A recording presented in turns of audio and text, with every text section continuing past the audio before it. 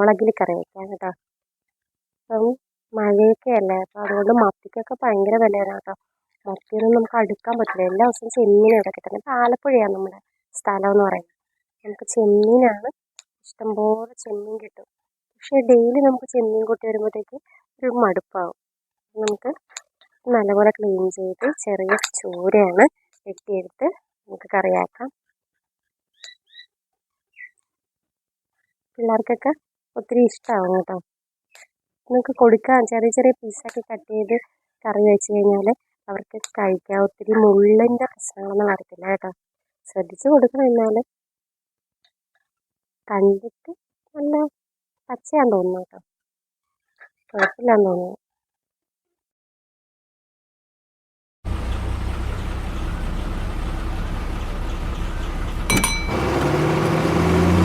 ഇതാണ് നമ്മുടെ റോഡിൻ്റെ ഇപ്പുറത്തുള്ള നമ്മുടെ തന്നെയാണ് സ്ഥലം. അപ്പോൾ നമുക്ക് ഇവിടുന്ന് വേപ്പിലൊക്കെ ഉണ്ട്, നമുക്ക് കാന്താരി ഉണ്ടെങ്കിൽ അത് പറിക്കാം. ഇവിടെയും കുറച്ച് വാഴയൊക്കെ ഉണ്ട്, അച്ഛൻ്റെ കൃഷിയാണ് കേട്ടോ ഇതൊക്കെ. ഇത് കപ്പയാണത്, കപ്പയാണ്. ഇപ്പം മഴ ഇവിടെ കുറച്ച് കാന്താരിയൊക്കെ നട്ടിട്ടുണ്ടായിരുന്നു അച്ഛൻ. നീലക്കാന്താരി ഉണ്ട്, നമ്മുടെ സാധാ ഈ കാന്താരി ഉണ്ട്. അപ്പോൾ ഇതിൽ നമുക്ക് കറി വെക്കാൻ നേരത്ത് പറിച്ച് എടുക്കാറുണ്ട്. അത് കുറച്ച് നമുക്ക് അത്യാവശ്യം വേണ്ടത് മാത്രം പറിച്ച് എടുക്കാം. ഇത് റോഡിൻ്റെ ഇപ്പറേ നമുക്ക് കുറച്ച് സ്ഥലം, അത് അപ്പച്ചിയുടെ ഒക്കെയാണ്. അവിടെ അപ്പച്ചിയുടെയൊക്കെ ഇതാണ്. കുറച്ച് പുല്ലൊക്കെ നല്ലപോലെ പിടിച്ച് നിൽക്കുന്നുണ്ട്. അപ്പോൾ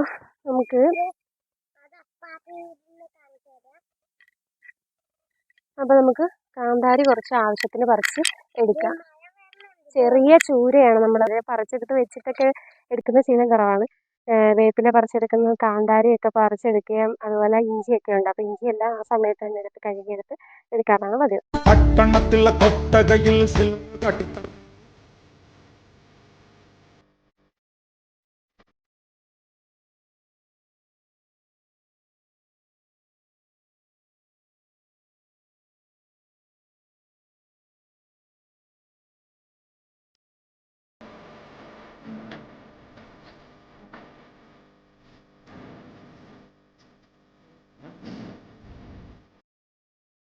പുറത്ത് നല്ല മഴയുണ്ട്, പുറത്ത് നല്ല മഴയുണ്ട് കേട്ടോ. അപ്പം ഈ ഷീറ്റിൻ്റെ മുകളിൽ വന്ന് മഴ വീഴുന്നതിൻ്റെ ഒരു സൗണ്ട് നന്നായിട്ടുണ്ട് കേട്ടോ.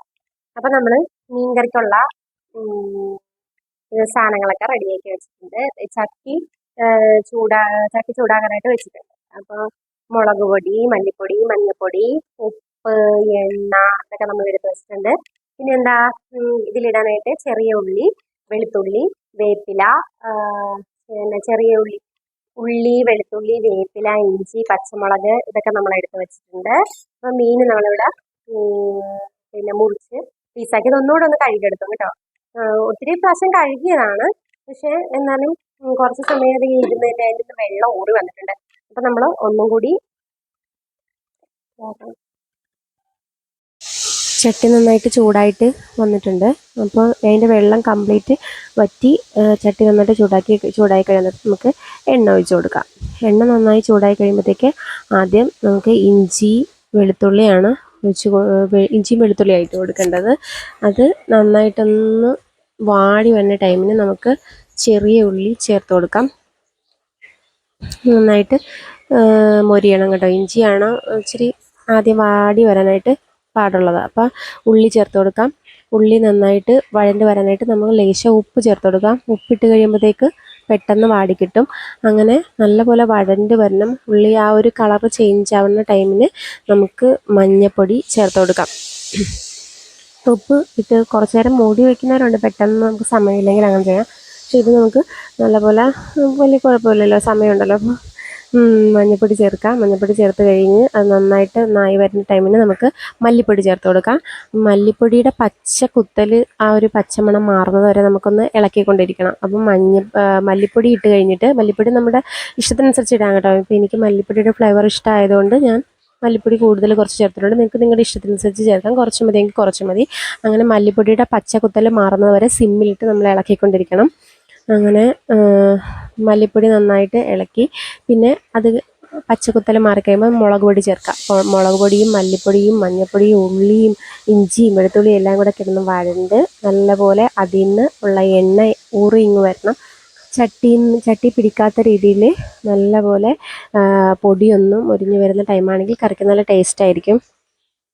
അപ്പോൾ നന്നായിട്ട് മിക്സാക്കാം. നമുക്ക് മിക്സാക്കി കഴിയുമ്പോഴത്തേക്ക് മുളക് പൊടി ഇട്ട് കഴിയുമ്പോഴത്തേക്ക് കരിയാതെ നോക്കണം കേട്ടോ. സിമ്മിലിട്ട് തന്നെ ചെയ്യണം. ഒത്തിരി തീ കൂടി പോയിട്ടുണ്ടെങ്കിൽ ചിലപ്പോൾ കരിഞ്ഞു പോകാനുള്ള സാധ്യതയുണ്ട്.